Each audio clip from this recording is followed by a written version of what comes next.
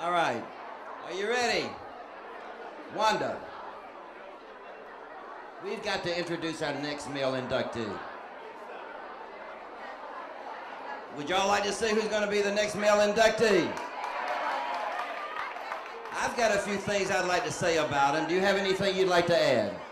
Hold on a minute. Wanda's got something she wants to add to this one. I fondly remember this dancer. We started having some mixed doubles, and this was one of the first ones. And I was really excited when I drew him. And I won't embarrass him telling the story tonight, but y'all please ask him about it later. It's a nice little story. If it was a roast, I would go ahead and tell about it. But needless to say, we did not place. That's mighty interesting. I wonder if he'll tell me the truth. I tell you what, we'll all listen to his story separately and see if he comes with the same one. This guy has a good track record. When I say his name at the end of this dedication, you're gonna know. He loves to dance. He loves the people. He has competed and placed in national competition. He has taught the shag and still does. We can still learn a lot from this guy. He is a true friend of mine, and he is a worthy recipient for the Hall of Fame. Ladies and gentlemen, Mr. Don Bunn.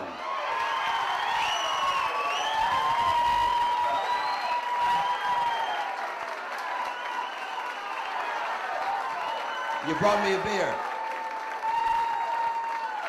You brought me a beer.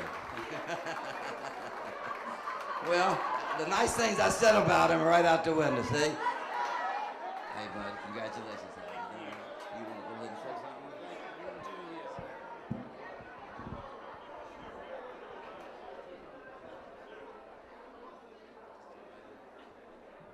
All right, I'm really happy to be here tonight.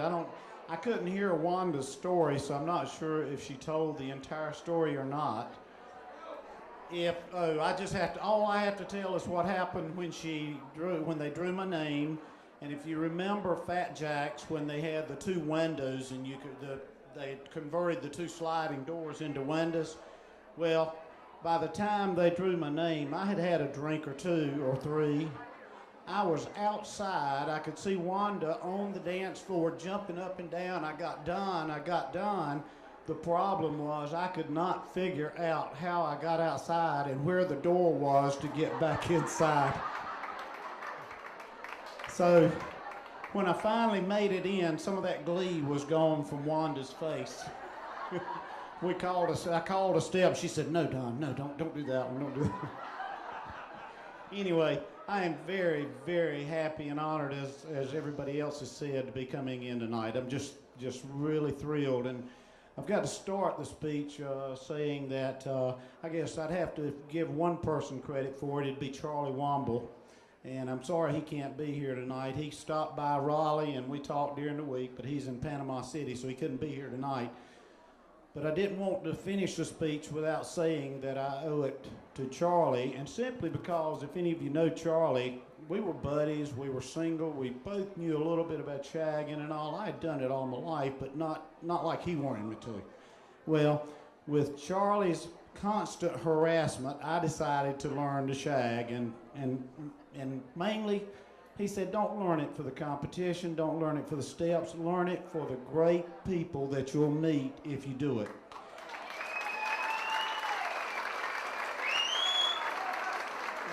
And what a prophet he turned out to be. I mean, I just look out there and I see my friends, it's just great. Some of you I don't even know, but I still see my friends when I look out there. Judy Eastwood, I have to give her credit for holding me up while I was trying to learn all these things Charlie was talking to me about. Day after day after day, we would get there, we would video it, and we would mess with it. Judy was another one. And then if I go 2 steps further, early in trying to learn this stuff, Mike Pace would be one, and Jackie McGee would be the other. Those 4.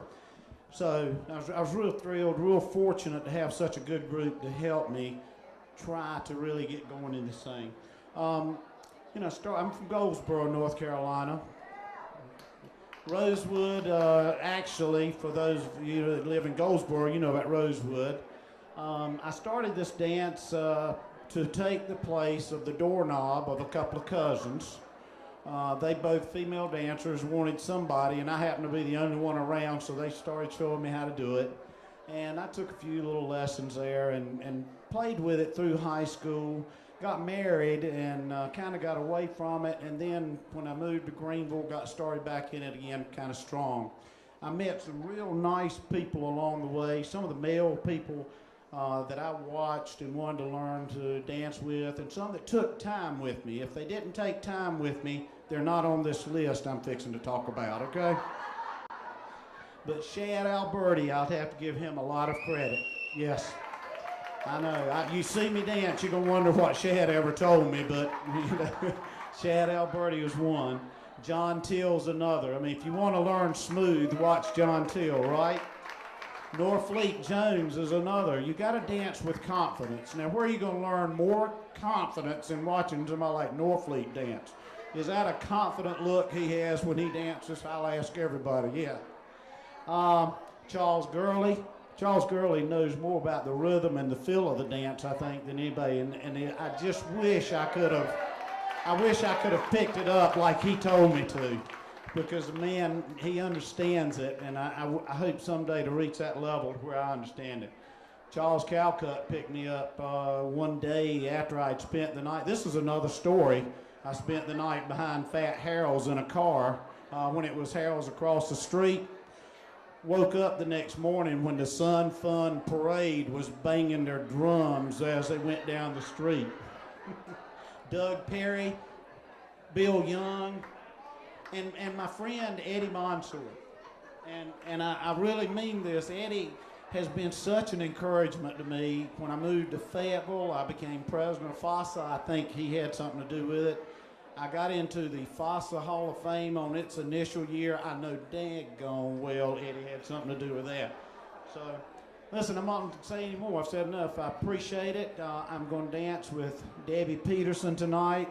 A lot of you know me, but don't know Debbie. I want you to get to know Debbie. She's the love of my life, and I'm just so honored to have her dancing with me tonight. And by the way, I will say this. Somebody asked me one more thing. Somebody asked me, when do you stop getting nervous when you dance in competition? And I answered that question. I don't know yet. I haven't danced long enough, I guess. But now I'll answer that question. You're not nervous. Wait till you do your Hall of Fame dance. You'll know what nervous is.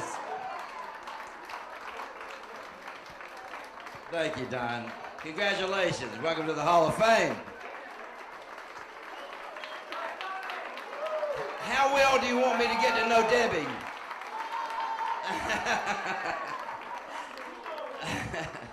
Maestro, with Don Bunn.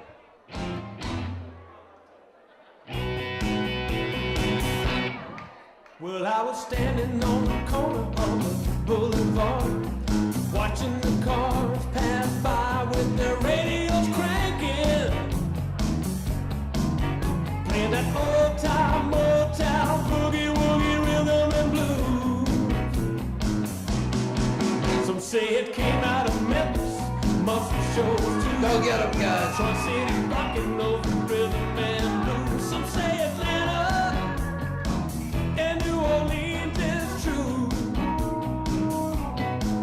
Well, Chicago says, put on your boogie-woogie shoes.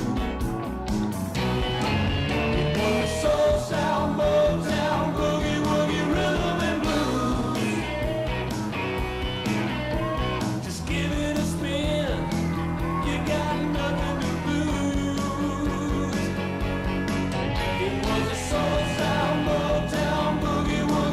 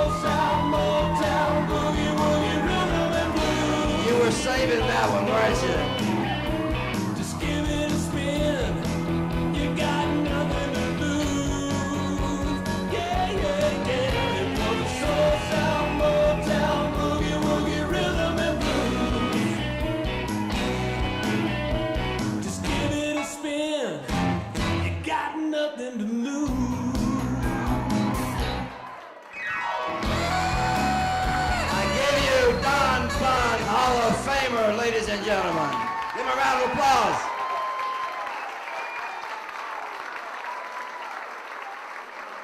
Congratulations. 18 years ago, Don was in the production business. He was recording the shag contest and the competition. I just saw one, it was 18 years old when Charlie and Jack were in competition, and at the end of it, it said Don Bunn Productions. So I want you to know he goes back a long way. Congratulations.